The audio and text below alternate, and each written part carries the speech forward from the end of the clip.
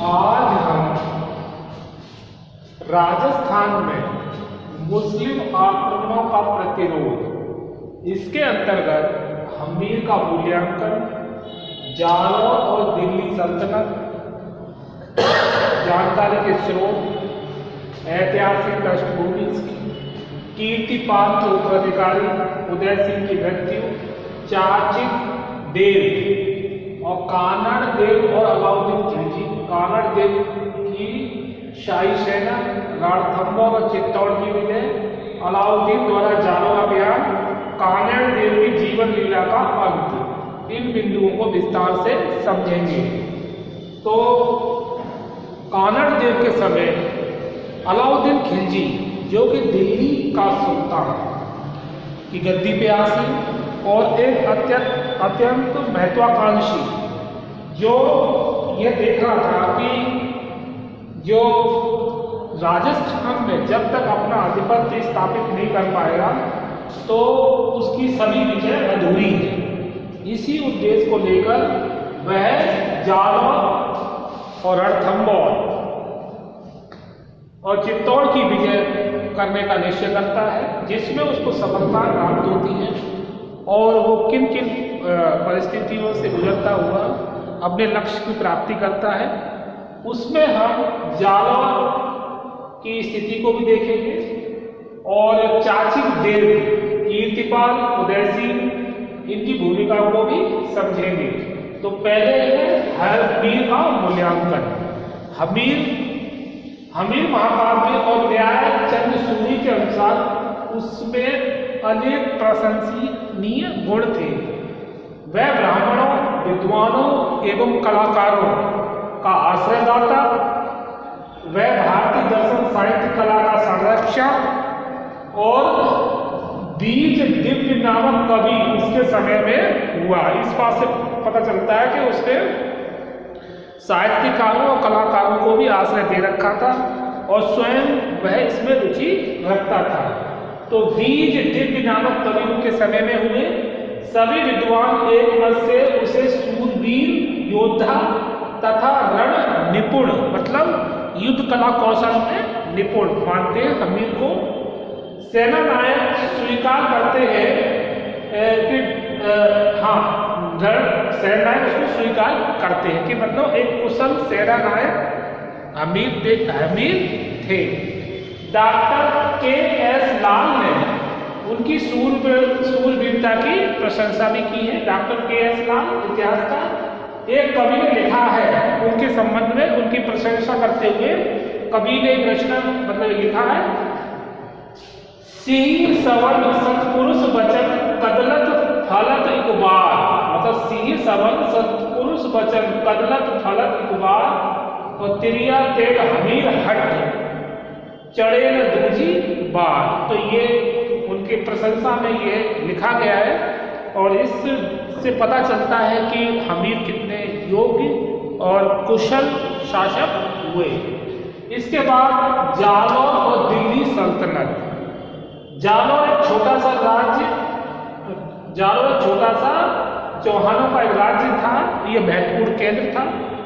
कीर्तिपाल द्वारा इसकी स्थापना से लेकर इसके अंतिम शासक कानड़ देव के समय तक इस छोटे से राज्य ने राजस्थान के इतिहास में महत्वपूर्ण भूमिका निभाई।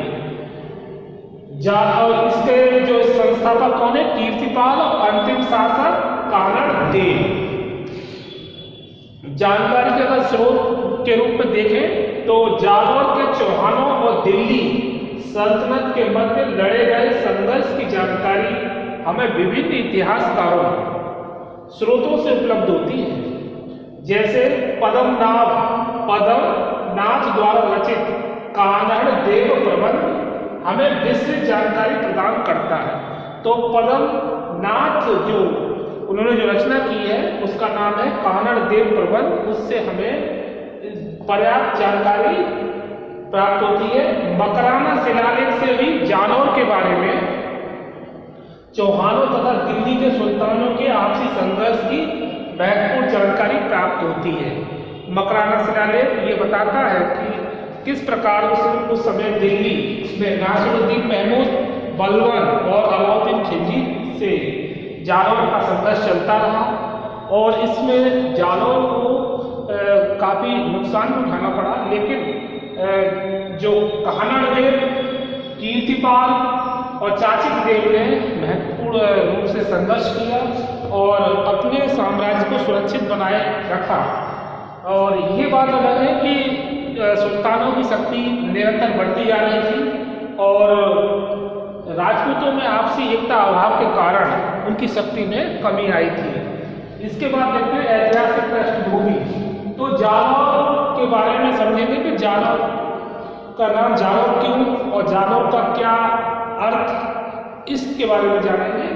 प्राचीन अभिलेखों में जालौर का नाम जावालीपुर और इसके दुर्ग का नाम सुवर्णगिरी सोनगढ़ मिलता है। तो जो प्राचीन अभिलेख है उसमें जालौर का नाम क्या मिलता है, जावालीपुर, और इसके दुर्ग का नाम सुवर्णगिरी, जिसको सोनगढ़ भी कहते हैं। जालौर दो शब्दों जाल और लौर से मिलकर बना है। मतलब इसके दो शब्द कौन से हैं, जाल और लौर से मिलकर बना है। जाल एक पेड़ का नाम है जो इसे उस क्षेत्र में पाया जाता है, उसका नाम क्या है, जाल। जाल एक पेड़ का नाम है जो इस क्षेत्र में बहुत अधिक मात्रा में पाया जाता है। और लौर का अर्थ है सीमा, सीमा से है, लौर का तात्पर्य सीमा से है। तो इसका क्या मतलब निकला, अर्थात जाल के पेड़ों के क्षेत्र की सीमा वाला क्षेत्र, इसीलिए इसका नाम जालौर पड़ा। तो जालौर दो शब्दों से जाल और लौर से मिलकर बना है। जाल एक पेड़ का नाम है जो इस क्षेत्र में बहुत अधिक पाया जाता है और लौर का अर्थ है सीमा से, अर्थात जाल के पेड़ों के क्षेत्र की सीमा वाला क्षेत्र। इसके बाद कीर्तिपाल के उत्तराधिकारी, जो कीर्तिपाल जिसे कीतू भी कहा जाता है। कीर्तिपाल ने गुजरात के चालुक्यों की सहायता से सामंत सिंह को खदेड़ कर मेवाड़ पर अपना अधिकार जमा लिया था, लेकिन ये उनका अधिकार लंबे समय तक नहीं रह पाया क्योंकि मेवाड़ के सामंतों को यह पसंद नहीं आया। मेवाड़ी सरकारों ने चालुक्यों की सहायता से कीर्तिपाल को मेवाड़ से खदेड़ दिया, जिससे क्या हुआ कि कीर्तिपाल काफी नाराज हुआ कि चालुक्यों ने उसके साथ विश्वासघात किया है। तो चालुक्यों के विश्वासघात से कीर्तिपाल बहुत अधिक खिन्न हुआ। कीर्तिपाल के उत्तराधिकारियों व समर सिंह और उदय सिंह ने सफलतापूर्वक इस छोटे से राज्य को अस्तित्व बनाए रखा और कुशल मतलब शासन संचालन किया। तो कीर्तिपाल जो कि मेवाड़ सामंत सिंह को खदेड़कर मेवाड़ का अधिकार तो कर लेते हैं, लेकिन बाद में जब मेवाड़ के सामंत को ये बात अच्छी नहीं लगती है और मेवाड़ी सरकारों ने चालुक्यों की सहायता से कीर्तिपाल को मेवाड़ से खदेड़ दिया जाता है। चालुक्यों के विश्वासघात से कीर्तिपाल को काफी आघात लगता है, लेकिन कीर्तिपाल के बाद में जो उत्तराधिकारी हुए समर सिंह और उदय सिंह ने सफलतापूर्वक इस छोटे राज्य के अस्तित्व को बनाए रखने में महत्वपूर्ण भूमिका निभाई। उदय सिंह की मृत्यु, उदय सिंह ने अपने शासन को अच्छी प्रकार संचालित किया, लेकिन 1257 ईस्वी में जब उदय सिंह की मृत्यु हो जाती है उसके बाद उसका पुत्र चाचिक देव जो शासन करता 1257 से 1282 ईस्वी तक जालौर का शासक बना। वह दिल्ली सुल्तान नासिरुद्दीन महमूद तथा बलवन का समकालीन था। यानी जब चाचिक देव ने शासन सत्ता संभाली तब उस समय दिल्ली में नासिरुद्दीन महमूद और बलवन का शासन चल रहा था। गुजरात के चालुक्यों ने भी जालौर की स्वतंत्रता को स्वीकार कर लिया था। तो गुजरात के चालुक्य उस समय उसके फेवर में थे, किसके, चाचिक देव के। चाचिक देव के बाद उसके पुत्र सामंत सिंह ने 1305 ईस्वी में शासन किया। उसके समय में उत्तरी भारत की राजनीतिक स्थिति में काफी परिवर्तन आ गया था। दिल्ली सल्तनत में अलाउद्दीन खिलजी जैसा महत्वाकांक्षी शासक आ गया। तो चाचिक देव के लिए सबसे बड़ी समस्या थी अलाउद्दीन खिलजी की महत्वाकांक्षी योजनाएं क्यों अलाउद्दीन खिलजी ये अच्छी प्रकार से जानता था कि जब तक राजस्थान में अपनी स्थिति मजबूत नहीं की जाएगी तो इससे उसकी विजयों में पूर्णता को प्राप्त नहीं कर सकता है। इसलिए उत्तर भारत में अपनी स्थिति को मजबूत करने के लिए उसने चाचिक देव से युद्ध करने का निश्चय किया। राजस्थान में भी रणथंभौर और चित्तौड़ जैसे राज्यों की शक्ति इस समय बढ़ गई थी और चाचिक देव ने अपने पुत्र कानड़ देव के हाथों शासन सत्ता सौंप दी। अब चाचिक देव ने ये सोचा कि अब वह जो अपनी जिम्मेदारियों को निभाने में अब इतना वह सक्षम नहीं है, तो उसने दूरदर्शिता का परिचय देते हुए अपने पुत्र कानड़ देव को शासन की बागडोर सौंप देता है ताकि शासन संचालन में किसी प्रकार की कमी न आए। और उसका पुत्र जो कानड़ देव था वो काफी युवा था। इसके बाद कानड़ देव और अलाउद्दीन खिलजी, तो इनके बारे में कानड़ देव के बारे में उसके साहित्य जैसे कानड़ देव प्रबंध तथा धीरम देव सोनगया की बात नामक रचनाओं से उसके बारे में जानकारी पर्याप्त मिलती है। कौन कौन से? कानड़ देव प्रबंध और वीरम देव सोनगया की बात नामक रचनाओं से उसके बारे में जानकारी मिलती है। कानड़ देव प्रबंध के अनुसार 1298 ईस्वी में अलाउद्दीन ने सोमनाथ के मंदिर पर सोमनाथ आक्रमण कर उसे ध्वस्त किया, शिवलिंग को तोड़ा और गुजरात को जीतने के लिए उसने उलूग खां और नुसरत खां के नेतृत्व में सेना भेजी थी। गुजरात के राज्य को लूटा, सोमनाथ के मंदिर को तोड़ा और शिवलिंग के करीब 5 टुकड़े किए और वहां से विपुल संपदा प्राप्त की, जिससे कि कानड़ देव को काफी मतलब अच्छा नहीं लगा और कानड़ देव ने शाही सेना को सबक सिखाने का निश्चय किया। क्योंकि जब अलाउद्दीन खिलजी ने शिवलिंग को तोड़ा और मूर्तियों का अपमान किया तो इससे कानड़ देव को काफी गुस्सा भी आया, क्रोधित हुआ और उसने अलाउद्दीन खिलजी से निपटने का निश्चय किया। कानड़ देव की शाही सेना, इसमें कोई संदेह नहीं है कि अलाउद्दीन खिलजी के अभियान के दौरान कानड़ देव की गतिविधियों से अलाउद्दीन खिलजी काफी नाराज हुआ। तो उसका मतलब संघर्ष शुरू हुआ कानड़ देव का, तो अलाउद्दीन खिलजी इस घटना को देखता रहा। लेकिन अब अलाउद्दीन खिलजी भी यह समझ गया था कि कानड़ देव का अंत किए बिना समस्या का निदान संभव नहीं है। तो इसलिए वह अब अलाउद्दीन खिलजी निश्चय करता है कि किसी प्रकार से कानड़ देव का अंत किया जाना जरूरी है। उसके विरुद्ध कोई तत्कालिक कदम नहीं उठाया तो काफी परेशानी खड़ी हो सकती है। अलाउद्दीन खिलजी काफी नाराज हुआ, परंतु परिस्थिति बस उसने उसके विरुद्ध कोई तत्कालिक कदम नहीं उठाया। 5 वर्ष बाद जालौर उसके विनाशक आक्रमण का सामना करना पड़ा जालौर को। तो उसने परिस्थितियों को देखते हुए थोड़ा अपने ऊपर नियंत्रण रखा और 5 वर्ष बाद वह जालौर की ओर बढ़ता है अपनी शाही सेना लेकर।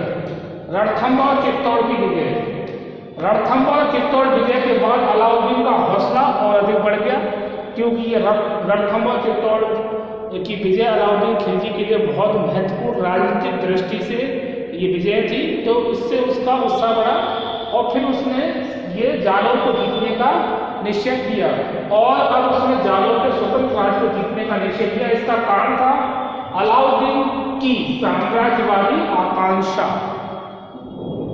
और एक कारण यह भी था कि जालौर के निकट गुजरात अभियान से लौटती हुई शाही सेना को सहायता न देकर उसके विरुद्ध कानड़ देव द्वारा शत्रुतापूर्ण आचरण का प्रदर्शन करना।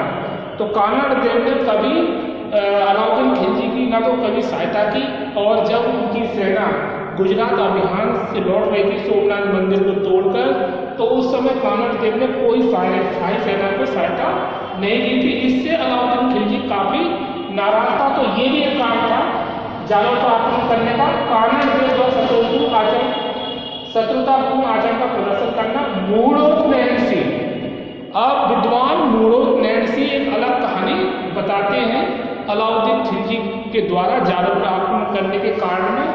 वो बताते हैं कि मूढ़ोत नैन सिंह ने अलाउद्दीन के आक्रमण का कारण कानड़ देव के पुत्र वीरम देव अलाउद्दीन के हरम की एक राजकुमारी से प्रेम की कहानी को प्रस्तुत करते हैं, जिससे कि अलाउद्दीन काफी नाराज हुआ और उसने आक्रमण करने का निश्चय किया। तो मोड़ों ने से एक कारण बताते हैं कि जो बीरम देव था, कानड़ देव का पुत्र, उसका अलाउद्दीन के हरम की एक राजकुमारी से प्रेम संबंध को लेकर अलाउद्दीन का नाराज होना। और एक कारण बताया कि जालौर के निकट गुजरात अभियान से लौटती शाही सेना को सहायता न देना।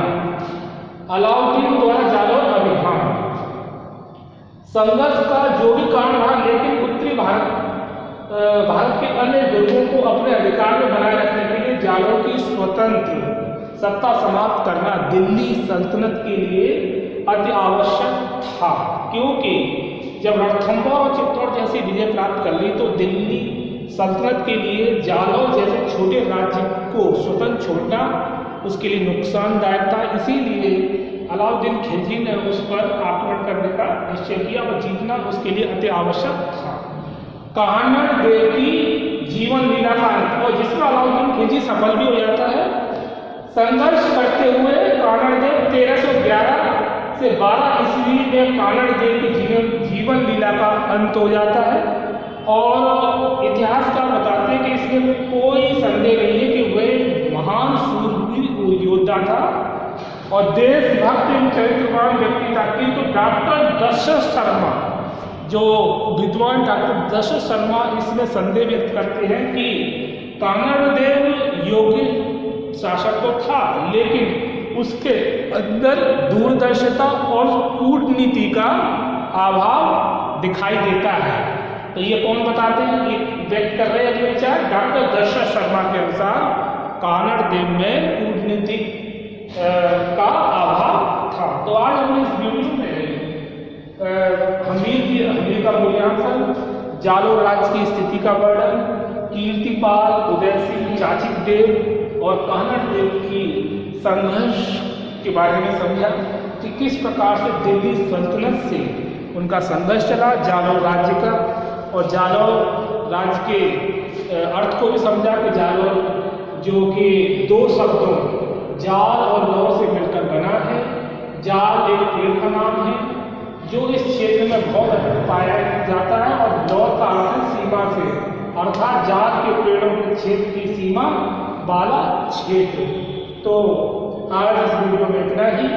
इसके आगे हम नेक्स्ट वीडियो में इस और राजपूतों की संघर्ष की कहानी को मतलब विस्तार से समझेंगे। और आज इस वीडियो में इतना ही। ओके।